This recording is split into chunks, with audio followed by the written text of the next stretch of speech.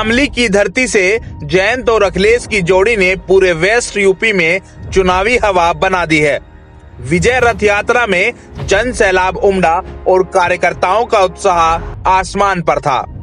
आम लोग भी कह रहे थे कि यह पैसे लेकर लाई गई भीड़ नहीं है। थोड़ी थोड़ी दूरी पर अखिलेश और जयंत को समाजवादी रथ की छत पर आना पड़ा। दोनों नेता आए तो भीड़ होनी ही थी, लेकिन इतनी भीड़ की उम्मीद शायद ही किसी को हो।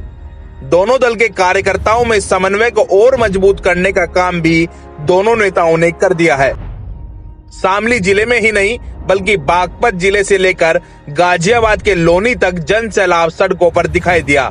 यह सैलाब वोट में कितना तब्दील होगा यह तो परिणाम ही बताएंगे। लेकिन वेस्ट यूपी को लेकर पहले से चिंतित भाजपा की चिंता और बढ़ गई है। अब भाजपा की कोशिश होगी कि इस तरह का कोई आयोजन कर बताया जाए कि हम भी किसी से कम नहीं हैं।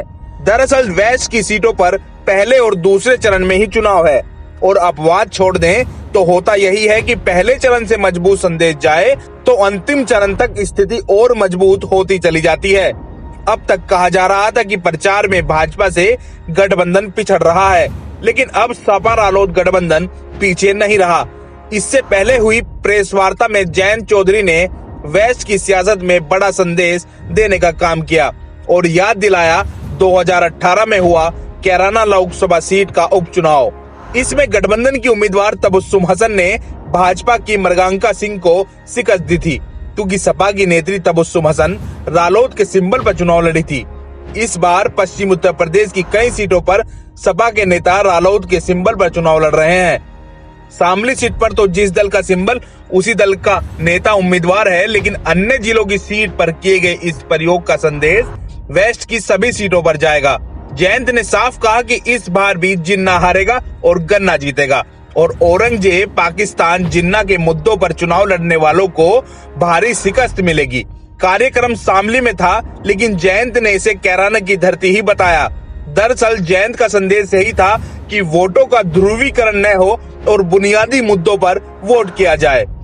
उम्मीदवार सपा का हो या रालोद का, वोट पूरी तरह ट्रांसफर हो, क्योंकि 2019 के लोकसभा चुनाव में जहां पर सपा का सिंबल था वहां पर रालोद का कोर वोट यानी Jat vote bank transfer Sapa को नहीं हो सका था। गन्ना वेस्ट यूपी के किसानों की मुख्य फसल है। 2017 के चुनाव में भाजपा ने 14 दिन में गन्ना भुगतान का वायदा किया था, जो पार्टी के संकल्प पत्र में भी था, लेकिन भुगतान की स्थिति में 5 साल पहले के मुकाबले कोई खास सुधार नहीं हुआ है। साथ ही उत्पादन लागत में बढ़ोतरी के सापेक्ष गन्ने का दाम भी बहुत कम बढ़ाया गया है।